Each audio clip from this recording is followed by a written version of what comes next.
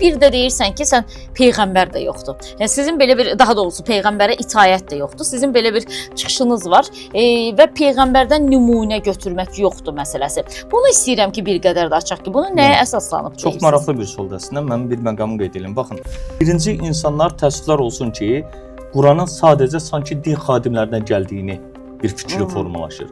Özləri açıb oxumurlar. Niyə? Bununla bağlı çünki müəyyən problemlər yaradırlar. Neynir? Qadınsansa mütləq Quranı oxumaq üçün başını bağlamalısan. Qadınsansa mütləq təmiz olmalısan. Yaxud da başqa bir insansansa, hər hansısa bir cinsdən mütləq dəstəmaz almalısan. Amma bunların heç biri Quranda yoxdur. Bunu qeyd edeyim. Çünki bu maneələrin heç biri Quranı oxumağın önündə bir əngəl ola bilməz. Çünki əlimizdə bugün sosial şəbəkələr, əlan, Quranları olan telefonlarımızda hər cür aparaturalar var. Bunlar yəni əsas deyil artıq. İkinci bir məsələ, məsələn, Peyğəmbərə itaət. Çünki Qurani-Kərimdə baxın, bizim ən böyük problemlərimizdən biri odur. Quran tərcümələrindəki xətalardan biri odur.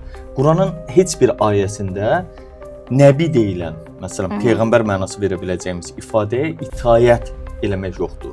Tabe olmaq yoxdur, ittiba eləmək yoxdur.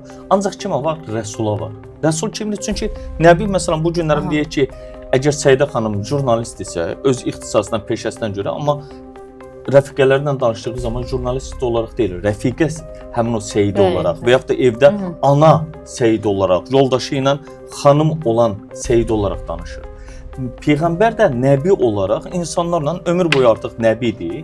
İnsanlarla danışdığı zaman ey Ayşə oradan bir çay gətir misal üçün deyəndə, yaxud dostlarınla gedək bir yerdə məsələn bunu eləyək deyəndə, bu Allahın elçisi olaraq deyil, adi insan olaraq, amma ömür boyu nəbidir, onu deyir. Amma onun rəsulluğu, elçilik missiyası Allahdan gələnləri insanlara çatdırmaqdır.